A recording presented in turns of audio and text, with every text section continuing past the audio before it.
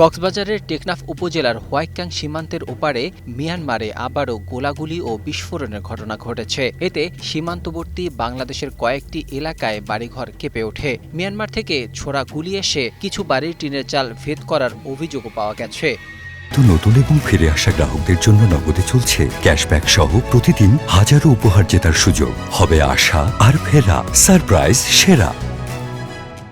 এ ঘটনায় সীমান্ত জুড়ে আতঙ্ক ছড়িয়ে পড়ে। শনিবার ভোর থেকে সকাল 10টা পর্যন্ত হোয়াইক্যাং ইউনিয়নের খারাংখালী, তুলাতুলি ও উত্তরপাড়া সীমান্ত এলাকায় কয়েক ঘণ্টা ধরে গোলাগুলি ও বিস্ফোরণের বিকট শব্দ শোনা যায়। সীমান্ত সংলগ্ন এলাকার বাসিন্দারা আতঙ্কে দীর্ঘ সময় ঘর থেকে বের হননি। তবে বর্তমানে পরিস্থিতি কিছুটা স্বাভাবিক রয়েছে।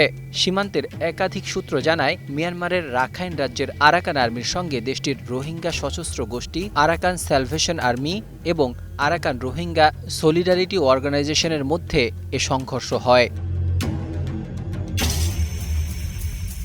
হোয়াইক্যাং ইউনিয়নের 2 নং ওয়ার্ডের ইউপি সদস্য সিরাজুল মুস্তফা লালু গণমাধ্যমকে বলেন, ভোর থেকে প্রায় 4 ঘণ্টা ধরে বিস্ফোরণ ও গোলাগুলির শব্দে পুরো এলাকা কেঁপে ওঠে। এতে সীমান্তবাসীর মধ্যে ব্যাপক আতঙ্ক ছড়িয়ে পড়ে। তিনি জানান, মিয়ানমার থেকে ছোড়া গুলি বাংলাদেশের ভেতরে এসে পড়ে।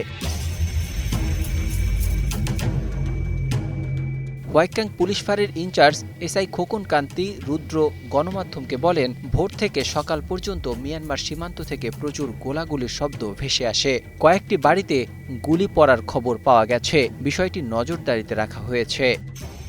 Desk report, 21 television.